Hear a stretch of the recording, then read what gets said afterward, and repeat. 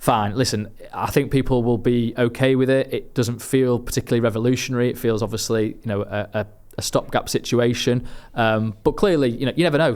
Could come in and for the rest of the season do a good job. So, but, there's still Champions League on the line here. That's still a massive thing. Jay here for Stretford Paddock. That's Laurie Whitwell, and this is Inside United. How are we, mate? Wow, what an intro. Mate, I'm glad how happy you are because, wow. no okay, Joe. Sorry, I should be. And more. people we'll get into the United thing in a minute, but people get sort of deflated when Joe's not with you because you guys have a rapport. So I'll do my best to. Do you know what? Some people have said to me, "Oh, you and Joe don't get on, do you?" And I'm like, I really like him. I find him hilarious. How can anyone watch you two and think you don't get on? I don't know. Yeah, it's weird. Does anyone not get on with Joe? It's like it's kind of impossible not to get on with Joe Smith, which is a bit annoying, which makes me not want to get on with him. Might have, but he's annoyingly. He's annoying, like, oh, everyone's my mate and everything's all right, and you know what I mean. I'm proper sound fucking bore off. But don't worry, I'm glad he's gone. Yeah, I'm glad he's gone. He's gone away on holiday, but he'll be back soon. Don't panic.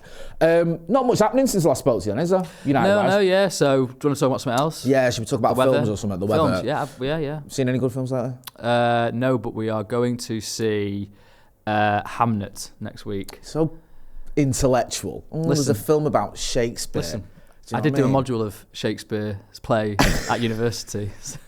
Shakespeare's comedies. Yeah.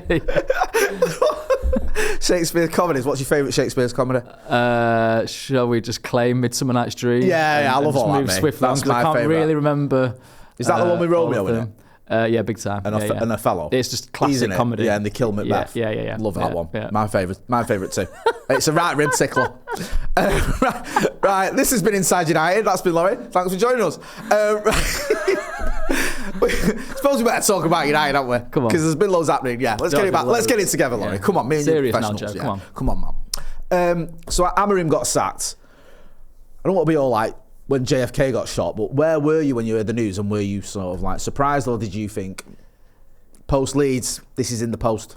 Yeah, well, I was at home. I could give you the postcode, but I'll leave. No, let's not yeah. dox you. Was I surprised? Not surprised. I was kind of uncertain about which way it would go.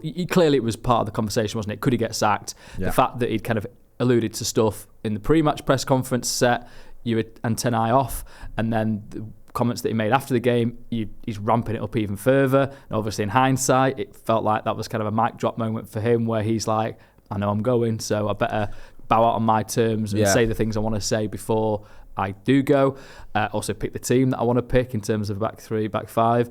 So I think that's just the speed of it maybe. I thought maybe it would take a day or two deliberations. I suppose the Burnley game meant that couldn't necessarily happen anyway. But yeah, clearly as we go into this thing, you can understand that the Friday meeting that he had with Jason Wilcox felt pretty pivotal really, and probably from that point on it was terminal.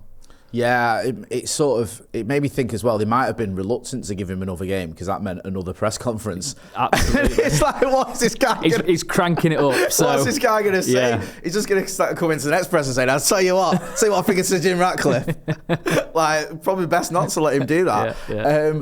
Was it just sort of, I mean, I know there's lots and lots of reasons, but was the final straw just the January transfer window? Is it that kind of thing where it's like, because we've spoken to a few journalists, and I know there's loads of different reasons, the tactics, but it does feel like the window's here.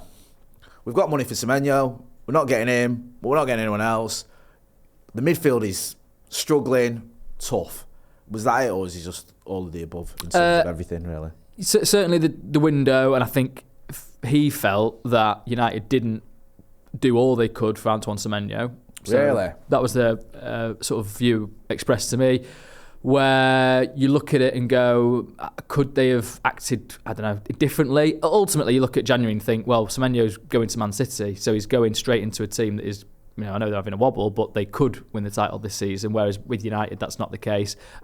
Salary as well is one thing that's been mentioned, but I think the seeds were sown on that one last summer when United went for him, or at least they started the process of going for him. Ruben Amorim had dinner with him, I think Jason Wilcox as well, and ultimately United backed away from going to Bournemouth because Bournemouth were saying 70 million. They thought, well, Brian Mbeumo, we can get him for 50, 55 million. In the end, it takes 65 plus 6, so it's 71, and Semenyo was going, well, hang about, like, you know, you said I was too expensive at 17. So there's perhaps a feeling of being bruised by that encounter, so then when United come back round, he's not necessarily, you know, chomping at the bit to sign up for United. So maybe, whatever the rights and wrongs of all that, it felt like that was quite an interesting point for Amorim. And then, as you say there, the fact that they did have money to go for him, it was, you know, it was brought forward from the summer, I would say. So like they're going for long-term targets, but if they're available in January, let's act now quickly, because this release clause is an unusual, you know, construct, I suppose, for it to be active in January, and you've got a certain deadline. So I think the agent's done well there, really, to kind of make sure there's a market there and that it can be a quick process, really. But but I think ultimately that meant that then Amorim was thinking, well, if you've got that money, then let's do it for somebody else then. But I think all United's midfield targets are, you know, probably going to cost more than that anyway, or at least that's what the selling clubs would start the bidding at. And they're not really going to be able to get them, I don't think. Carlos Baleba maybe, you know, that was, you know, possibly, but then you look at Elliot Anderson and Adam Wharton, I just don't think those are viable options in January. So I think the idea is to wait until the summer. But does that, to Amorim's mind, think, well, you're not backing me here, actually. The strength of feeling that I felt previously is eroding a little bit, and then combine that with the formation, the tactics, which clearly had become more of a subject to conversation between Wilcox and him, with Sir Jim Ratcliffe having opinions about a back four. You know, the idea being that then Wilcox is perhaps under, you know, greater pressure, shall we say, to have these conversations, to ask for flexibility from Amorim. It clearly came to a crunch point, and Amorim's reacted, you know, very strongly from what we can tell on the Friday, to sort of say, you know, I need new players. Well, no, we want you to work with these players and we want to work with you. Well, that's it. You know, I'm off, kind of thing. He said this kind of stuff before, hasn't he, publicly, that he might walk away, etc. He said it privately as well. They've previously convinced him to stay or been wanting to support him. This time it felt like, okay, well, this is done now, so let's move on. But it's difficult to point fingers at one sole issue. I think there's several people that can reflect and think, what did we do wrong here? Equally, if you bring in a guy with a certain style of play, that feels like you know what you're getting there, right? So I think people at United will say, well, he all along said he was going to evolve. We were just sort of encouraging him perhaps to evolve at a quicker rate than he would like. And certainly you had training sessions where they were training a back four and then playing in a back five, back three, and there was some, I think, confusion for the players. I think that was one of the subjects that Wilcox was broaching with Amorim, to kind of say, can we just understand what's going on here? But yeah, it certainly created a big scene, shall we say, and then ultimately his departure. You mentioned, we'll get into some of the tactical stuff in a minute, but just to go back to that Semenyo transfer, how sort of normal or rare is that for a manager to actually meet with a player and have a meal with them and sort of try and literally wine and dine them? Yeah, good point. I mean, that seems like he went all out, really. Yeah. I mean, I think Erik ten Hag did this kind of thing, though. You know, really? Certainly spoke to players. I don't know about dinners and such, but I suppose the Semenyo one was there's certain clubs where they will say, well, we know we're a selling club, so if there's a way, you know, in which this can be explored, it's, you know, it's kind of okay. It's not sort of, you know, actively promoted, I suppose, shall we say, but equally it's the realities of situation with the food chain being as it is in football. So I think it happens all the time with different players, different clubs, that those kind of connections will happen. I think Dinner, maybe is an unusual case. Yeah, he's obviously keen, wasn't he? Yeah. I mean, he was the subject of a lot of clubs' interest. So if United can make that play to him a bit more, then, you know, the idea would be that you've got more chance of signing him. But ultimately, they went a different direction. When it came to Semenyo and Mbeumo, and obviously we made all these other signings as well in Cunha and Sesko, was Amorim happy with those players coming in? Did that sort of, we're not getting Semenyo, but we're getting Mbeumo, we're getting, you know, obviously I think Cunha was the first one because that was a buyout clause. It was almost, you know, sorted, and I think the opening day of the transfer window. And Sesko as well. Was he like, you know, we're not got Semenyo, but I'm all right with this? Did it sort of? It wasn't until the January this has really bothered him. Sesko's an interesting one because I think, you know, to my knowledge, I think he probably would have preferred Watkins, right? But I don't think it was. It wasn't a particularly big issue. It was, you know, maybe I've got this preference, but ultimately everyone was aligned on, okay, we're going to go for this player because younger, we feel like he's got time to develop, potentially higher ceiling than Watkins. So, you kind of, fine, we'll go along with that. The one I think that sowed the seeds of a potential disharmony was the goalkeeper. So Amorim pretty much, I think, wanted Emi Martinez or maybe Donnarumma, but I think, that was the money involved in that was so much that, okay, fine, we'll park that one. Martinez was one that bubbled along throughout the summer. Certainly he felt that United were going to come in for him, and when they didn't, he was very, distraught at Bodymoor Heath, Villa's training ground. I think Amorim wanted that experience. You had Lisandro Martinez going into bat for his compatriot to, the likes of Amorim and people in the hierarchy. We've written about a conversation with Sir Jim Ratcliffe as he's having conversations about his ACL and sort of saying, what about, my namesake.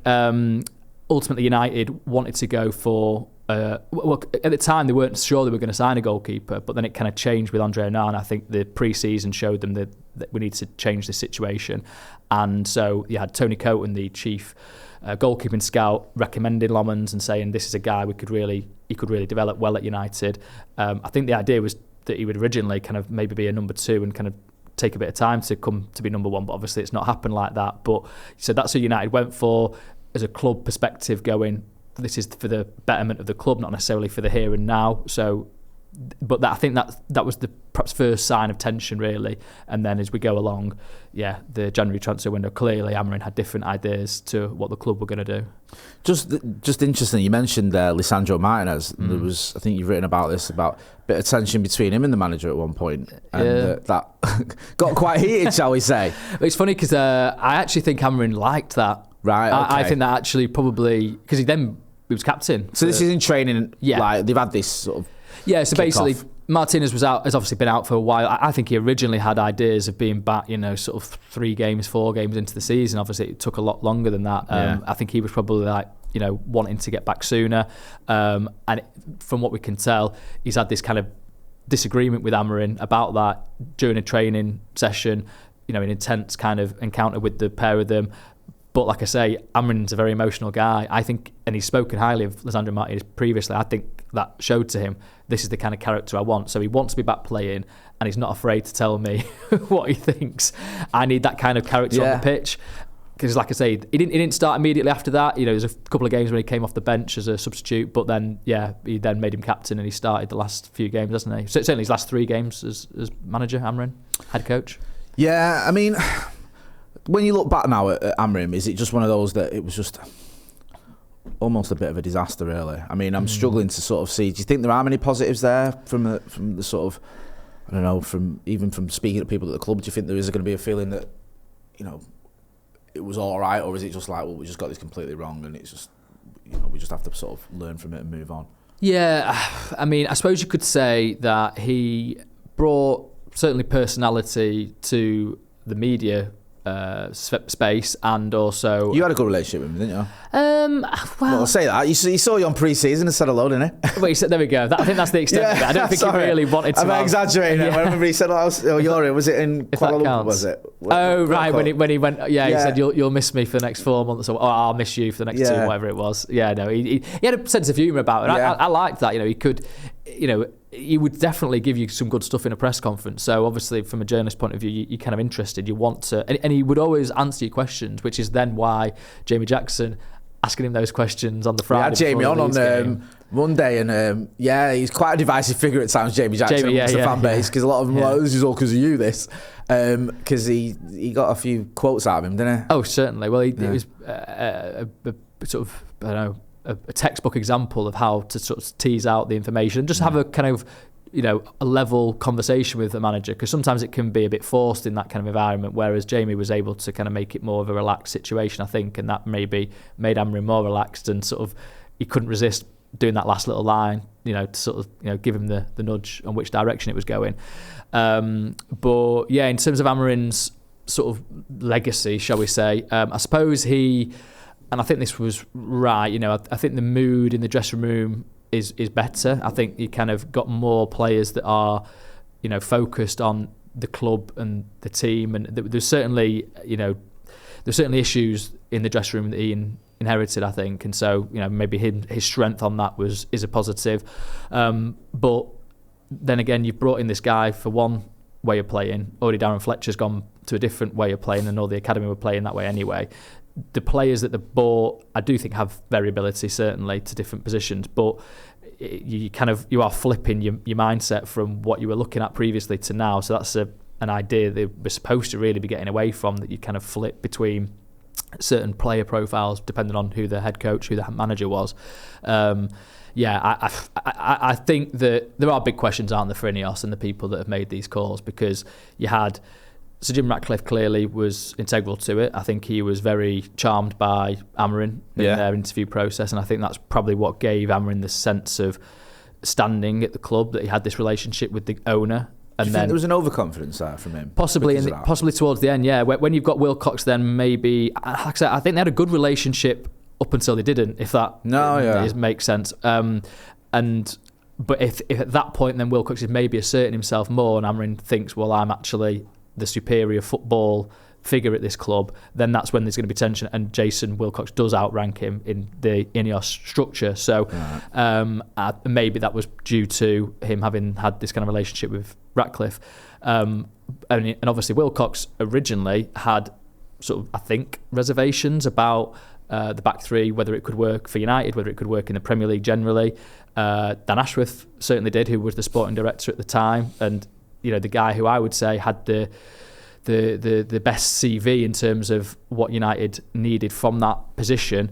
Obviously, he then, falls by the wayside because of his interactions with Ratcliffe, in terms of maybe a personality clash, in terms of not wanting to do the redundancies that Ratcliffe was demanding in the football department, but also in terms of a recommendation for who would succeed Erik ten Hag, in terms of providing a list and with managers that had got Premier League experience. Within all that, you've got Omar Barada, the chief executive, who took a key role in, I think, promoting Amorim as a name to consider. And so it's not gone right. So you've now had Erik ten Hag, you've had Dan Ashworth, and you've had Ruben Amorim. That are three big calls that haven't worked. So the heat is on, really. The focus is on these guys. Can you do it? What is the next step? And we'll probably get onto that later in the pod. But it's a critical juncture, I think, for this regime. Do you think it's tainted the relationship at all between Wilcox and Ratcliffe? Because we keep hearing that them two do get on really well, and Ratcliffe, I think there was that famous quote where he said, we don't need this, we've got Jason Wilcox's eyes. He's obviously, I know you can't tell everything from pictures and stuff, but they always seem to talk quite a lot, and there's obviously a closeness there. Do you think this might have thrown a little bit of a spanner in the works, or do you think he's just, he's still my guy? I think Ratcliffe he will be aligned with this decision, right? Because this isn't happening without his, say. So, and I think it is a Berarded Wilcox call that Ratcliffe has absolutely backed, and you've got the Glazers also that need to ratify that kind of thing as majority owners. Let's not forget. Didn't they even wake up in August and realise that things weren't great? I think they have had some reservations for a little bit of time, and that's ultimately so I don't think they were going to be all of a sudden saying, actually no, we've seen some things. 15th. Give him a bit more. Is that good? Time. Yeah. Well, this is it. It's like, I don't think we ever finished 15th. And listen, I am far from any kind of fan of the Glazers. No, you're not alone on that front. Let's just remind people that the huge debt is on the club because of their takeover 100%. and mismanagement of the club for years and years. But I think what was the lowest they finished? 7th maybe under Moyes. Yeah, because 8th under ten Hag, to be fair. Yeah, okay. It was like the handover. Yeah. So anyway,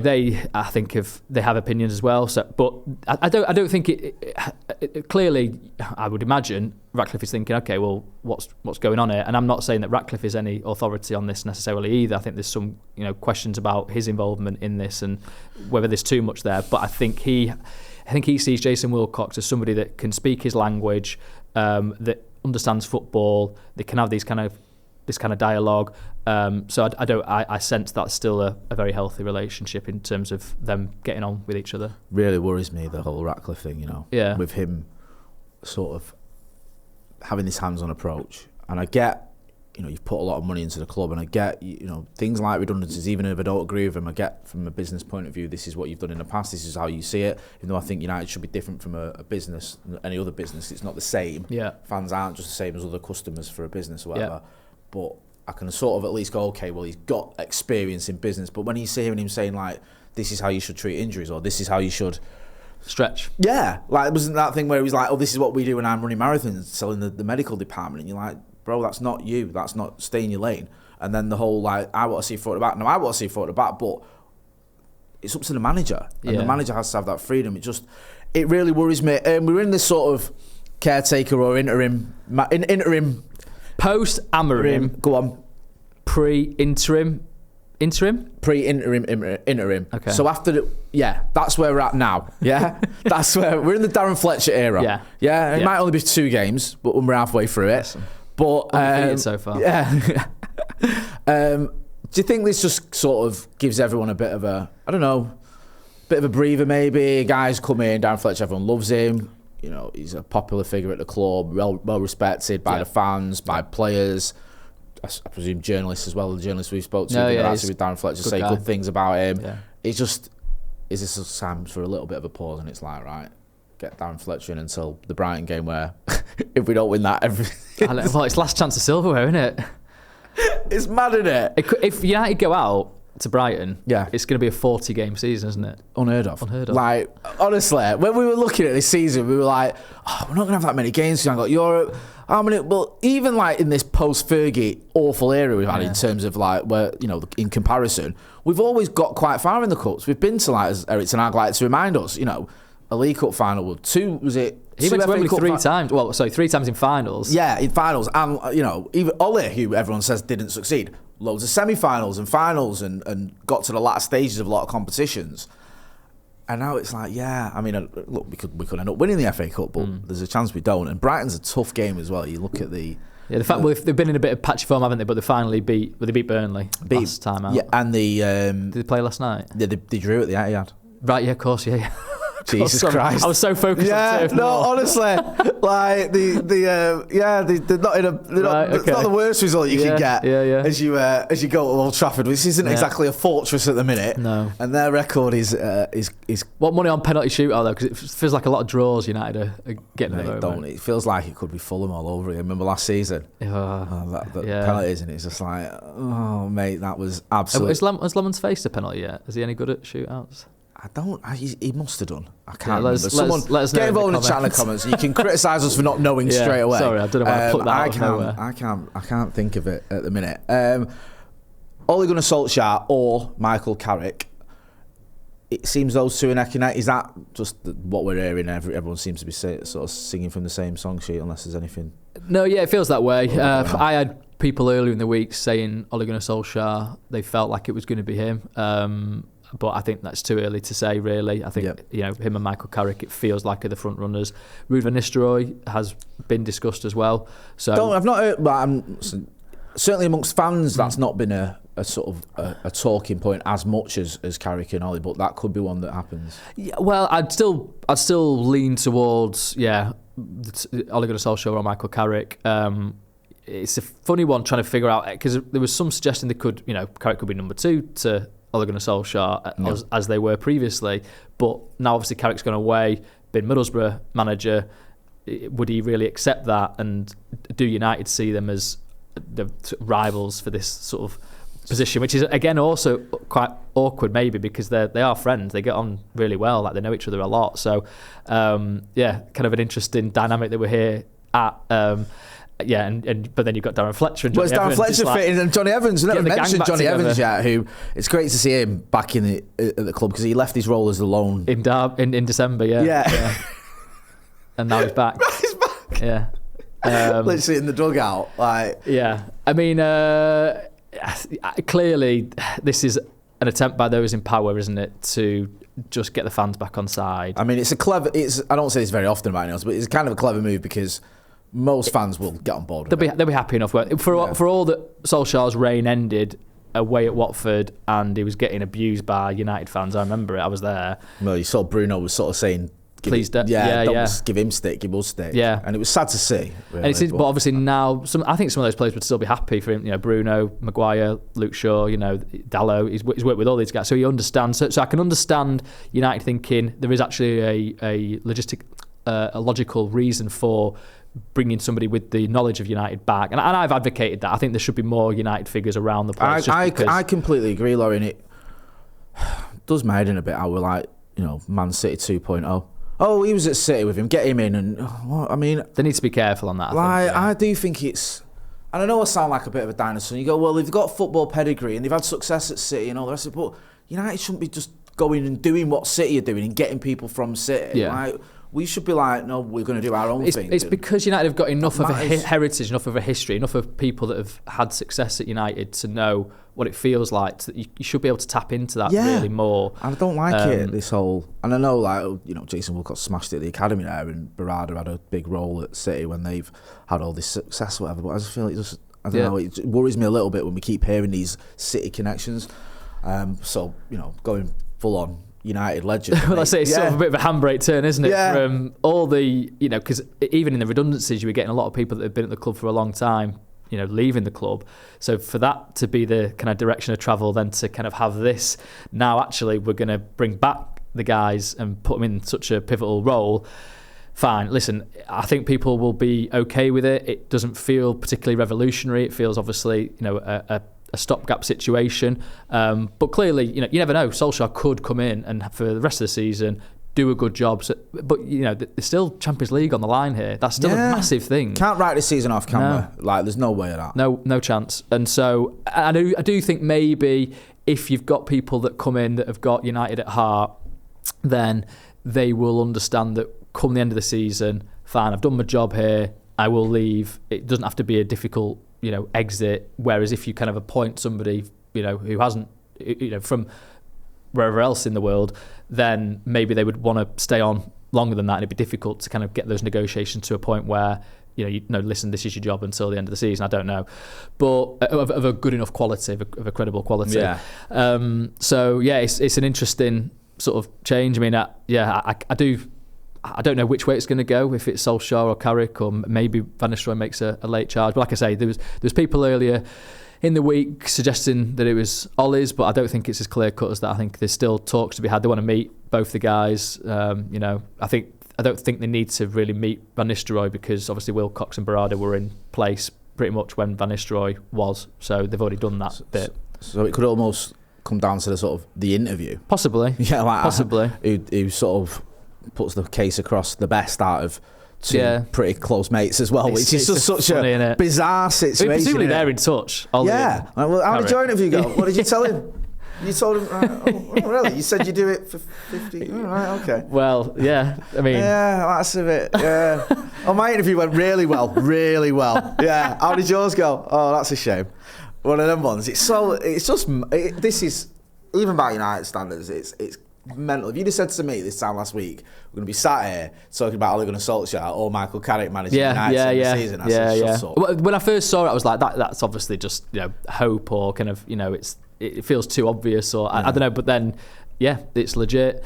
I think Darren Fletcher stepping in as sort of caretaker, however long this goes on for, was probably predictable, because Amorim had come in with so many of his staff, six I think it was in the end. Certainly all the assistants around him were his group, so they're going to go as soon as he goes, and who else have you got? And I think there was probably a shrewd move by Fletcher to, one, start his managerial career in earnest with the under-18s gig, because he was a peripheral figure under Amorim sort of last season. He wasn't as involved as he should have been in my eyes, and then so he's going across there, but it then has that level of separation that then you can, you know, step up and become sort of caretaker boss. But yeah, but he's obviously still at the embryonic stage of his sort of coaching career as well, to a degree. So that's why you've got Travis Binion there alongside him. I think he's a lot more steeped in that tradition. Even Johnny Evans, you know, he's kind of more there, I think, for all his innate skills and experience, rather than, you know, necessarily knowing this is exactly what we need to do. It's you know, so it's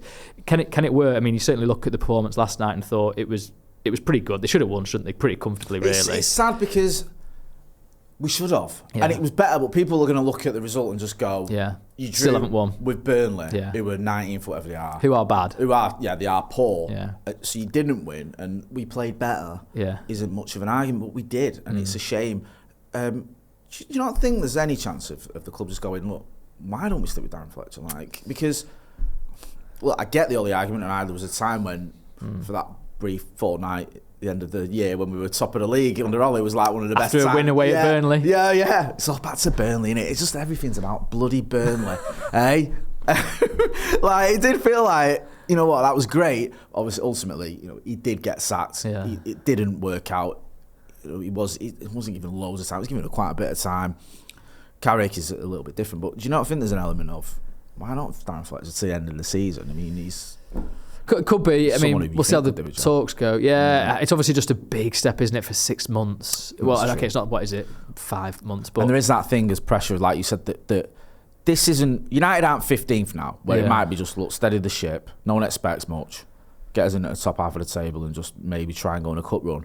This is like, look, we could have Champions League football. Yeah. And whatever you think of Ole, he did get Champions League football twice, which such a low bar at United, isn't it? It's just like the heady days of when we got Champions League football twice in 2 years.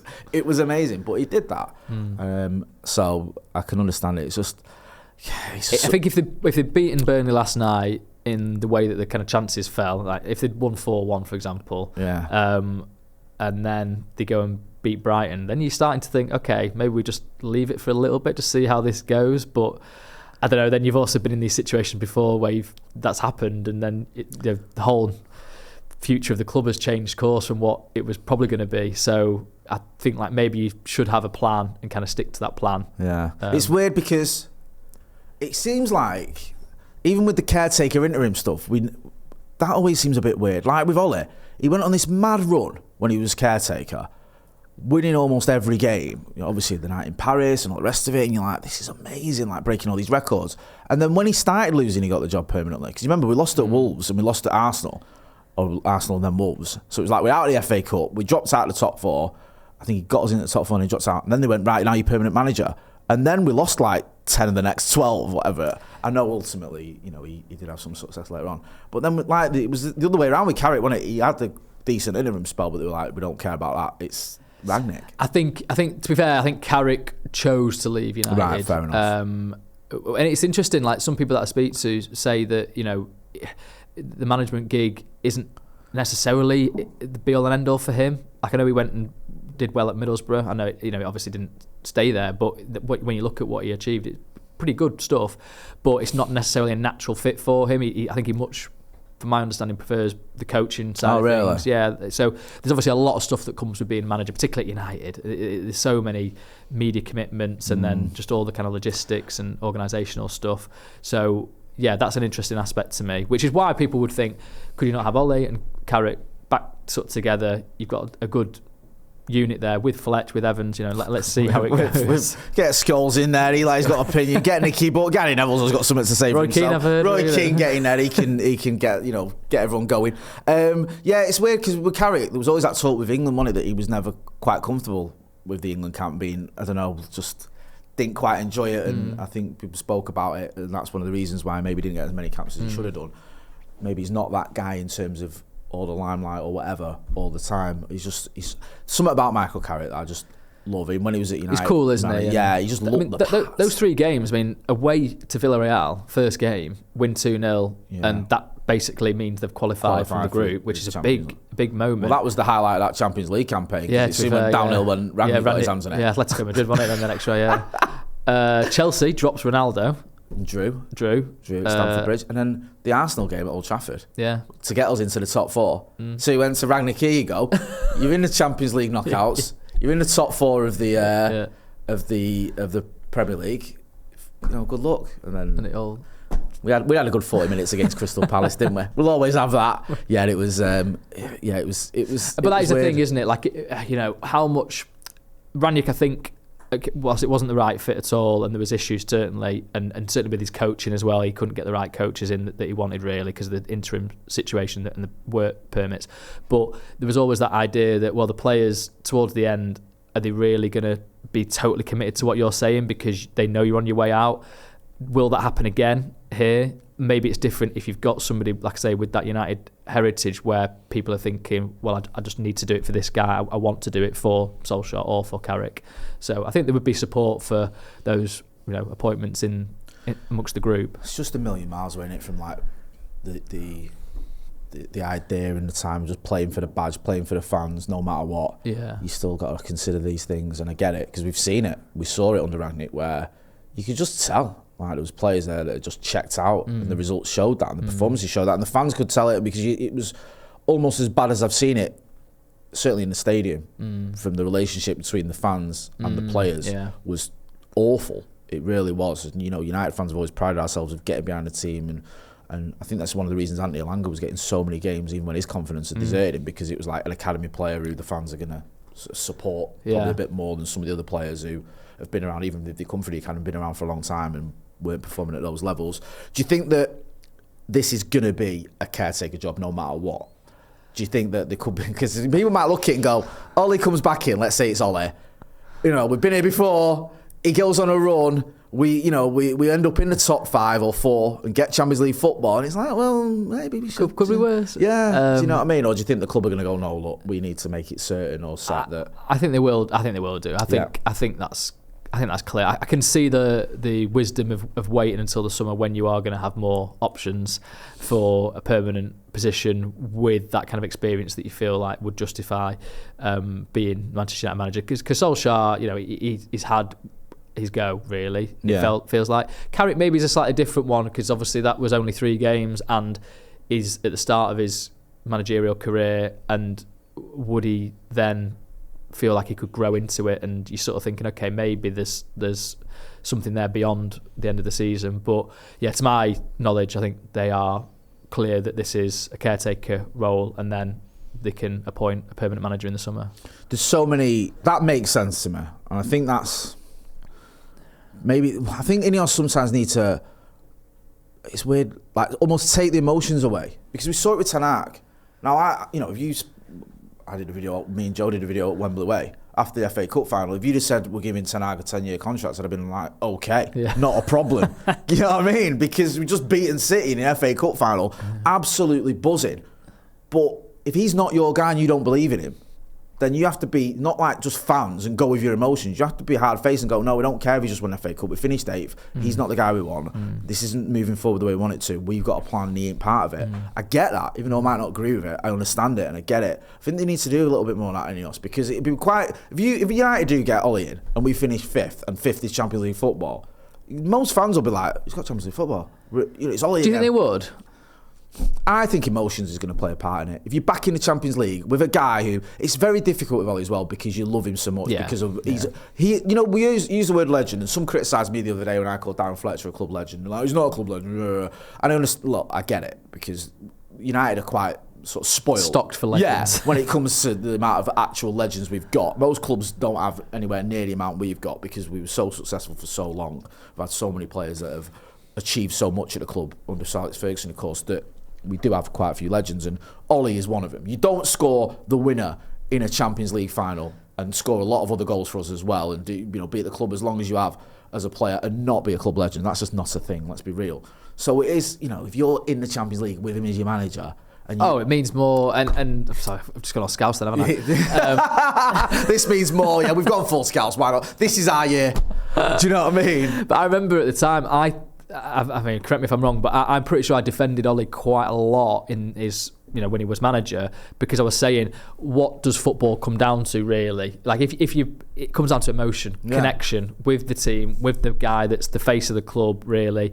And he brought that, he brought that understanding, he brought that clear desire that the club would be the biggest thing for him. And so if you can tap back into that, especially in this era of money and fans being shafted left, right and centre, if you can have at least some heart in what you're getting behind and paying your money for, then that's obviously the ideal, isn't it? Yeah. It's just then reality, what do you want? Like, would he then bring you on to become that team that can challenge for titles again? I just worry, and I get some people might think it's slightly contradictory, because earlier I was saying, we need to move away from the Man City thing. This is proper United. This is what I should be advocating for, and I do love Ole Gunnar Solskjaer. My old worry is that still the idea that he's not the guy to get you right where you need to be, that there is a ceiling with Ole, that we saw that against Villarreal. We saw it, when you can't really be too harsh on a guy for going up against Pep Guardiola's City and not winning the title.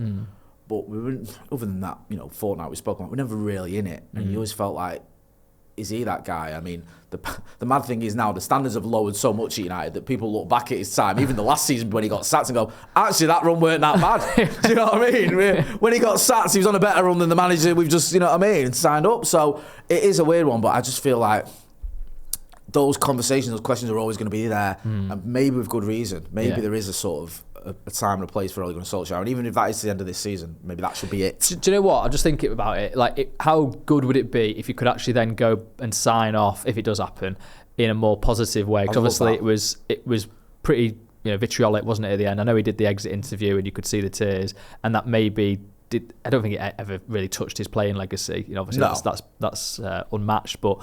It would, you know, to get all emotional about it would you make be a a good nice point, Laurie, because sign off. I completely agree with you in the sense that there's not enough of that at times, and we are United, and people might go, you live in the past, whatever, but we are different from the Chelseas and the Cities and all that sort of stuff, and there is something special about this football club, and I'll always say that, and I agree. I would love to see that happen. I would love if he got us into the Champions League, or won an FA Cup, and that was it, and he was like, look, I'm leaving Imagine on if he could win a trophy. Win the FA Cup, and like, I'm leaving on my terms, not Van Gaal, where you've won the FA Cup, you sacked because we're bringing in Jose or whatever. But like, to go, right, won the FA Cup, this was always going to be the plan. He's always going to leave at the end of the season. His last game is at Wembley, lifting the trophy. That would be perfect. It's just then you're going to get dickheads like me going, why are we not keeping on it? You just won a trophy. I'll be outside Wembley crying. Who's got to give us a deal now? You said in January, don't do it as well. Forget that. That was then. That was then. We won a trophy now. Do you know what I mean? So this is where I think the club might have to be like, look, this is the plan. Stick to it. Yeah. However, some of the names that I'm seeing that could be part of this plan, you're not too fussed are a little bit troubling to me, Laurie. Okay. We'll whiz through some of these because there's a few that are on the sort of suggested shortlist, and you can clarify, you know, whether you think there's anything in this. A lot of people are looking at the whole Premier League experience thing. That was the issue, the thing with Ruben Amorim, is this is a guy that had big success in Portugal, won 2 titles with Sporting, a club that hadn't won out for 19 years, smashed it there, comes here, just flops really.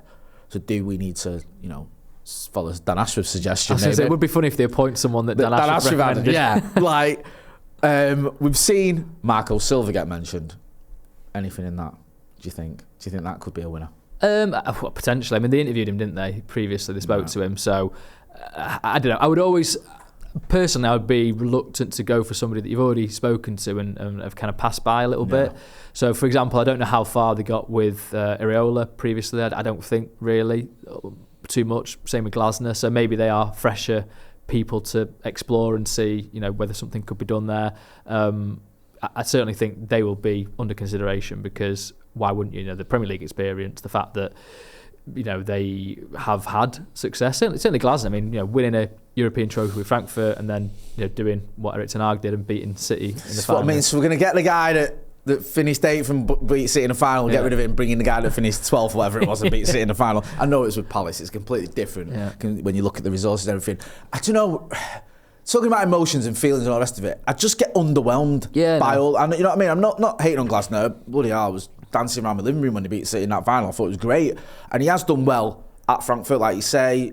He's done well at Palace. But this is United, and can he come in and do something there? Is he the guy that's going to think, he's got something about him, you know, not to be like the kids, but has he got that aura that maybe he needs to be a United manager? Has Marco Silva got that? Marco Silva, for me, is a good Premier League manager at best. You know, did he do well at Watford? All right for a spell. You know, got Hull playing better, but they still got relegated. Everton fans, I speak to a few Everton fans. Chased him out, didn't they? Everton, they were not impressed. So is he going to come to United and do the things that we think Ole Gunnar Solskjaer can't do? I'm not so sure. And Areola, I think Jamie Redknapp's killed his chances with that graphic and going, why is no one looking at this guy who's just not won for about 3 months? That was just crazy. So I don't know. All of those feel a little bit almost too safe. Yeah. So you think they should go for somebody with a bit more clout? So then you're probably moving on to the World Cup managers, aren't you? Yeah. With Tuchel, Pochettino, Nagelsmann. Yeah, I think so. I think that I know they've not managed in the Premier League other than Tuchel. But Poch. Oh shit, yeah, I forgot you said him. Other than all of the ones you said, none of them managed in the Premier League. Pochettino, not for me. Really? I just think yeah, that feels like going too far back. He was the guy. It was him and Ten Hag, wasn't it? Yeah. And we went with Ten Hag. Yeah.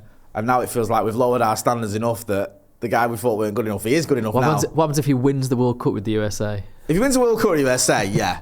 Right, get him in. If you win the World Cup with USA, do you know how? But he might win the World Cup with USA because Donald Trump might make that happen. Yeah, that's true. Yeah. VAR might make that happen when he's like, I'm going to be giving him another goal, another penalty. What? So depends on the context of that win. Well, you know how like they say, certain people at United have said this previously in the recruitment department. You don't sign players off, tournament. Yeah. Imagine if that somehow has an impact on this. This is the argument with Gareth Southgate, surely, or against him. Yeah, I forgot about because I wish I could, but I mean, I'm glad you have, because the fact you have makes me think you aren't hearing anything that indicates that he's going to be the next United manager. I've not. Right, well, good. That's all we need to say about that. But that is like the thing of like he's done well in tournaments with England, but that's not the same as managing Manchester United. Now, Pochettino did quite well at Spurs, and certainly compared to what they're doing now, you look at him, you go, actually, it was. Was amazing.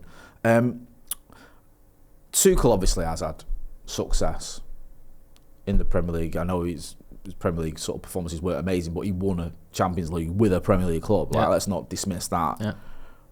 But do you think that could be a realistic one? Because of those managers you mentioned, I know now a lot of people like Nagelsmann, and I understand why, and I think there's a good relationship between him and Chris Vivell, which might actually be quite important because it's one of the reasons that perhaps Amorim struggled. But yeah, I think with Tuchel there, there's almost like he's ticking most of those boxes, isn't there? Yeah. Certainly got the kind of charisma, I would say, to handle it. He's a very articulate guy, isn't he? Quite a funny guy. Yeah. Sharp, obviously, though, as well. The only thing is, they obviously already had talks with him, right? So, and to all intents and purposes, those talks sort of broke down on terms of maybe financial, maybe he felt that he wanted a break. So would you then really, come back into a situation as feverish as Manchester United? Would the people that interviewed him the first time round think this is the guy for us because he's already sort of said no to us, or we've kind of backed away from it? So what was that? Was it when you say the financial, was it literally he wanted more dough? No, I don't think it was. It was probably more to do with where he was at in his career, and I think wanting more of a break, to be honest. And then you've got the England job. I know that's intense to a different degree, but it's however many matches it is a year. We're talking about United not having very many matches. Well, England have like a quarter of that. A quarter of that. Yeah. So So I think at that point, so maybe he has changed now. Maybe after the World Cup, he's like, actually, I really want a club job. But it would be strange, don't you think? Like if they've already had those talks, it's already not happened, to then appoint him.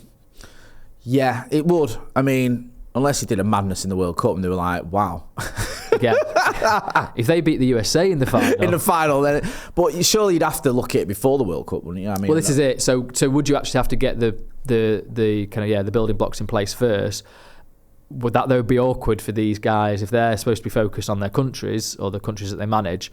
You go to a Lopetegui kind of situation. I was about to say, was he like agreed to go to Real Madrid and then got sacked basically by Spain, and then got sacked by Real Madrid not long after.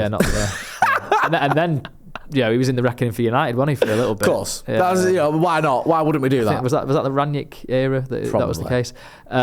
So I think there's a delicacy to all that, isn't there? But then can United? They can't wait until after the World Cup, can they? That sounds, because even this was the whole thing with the Euros 2 years ago and Ten Hag. Yeah. And waiting for Southgate or whoever.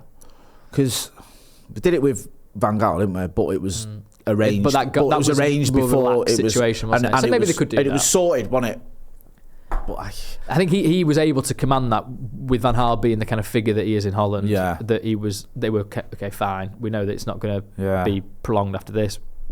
Crack on.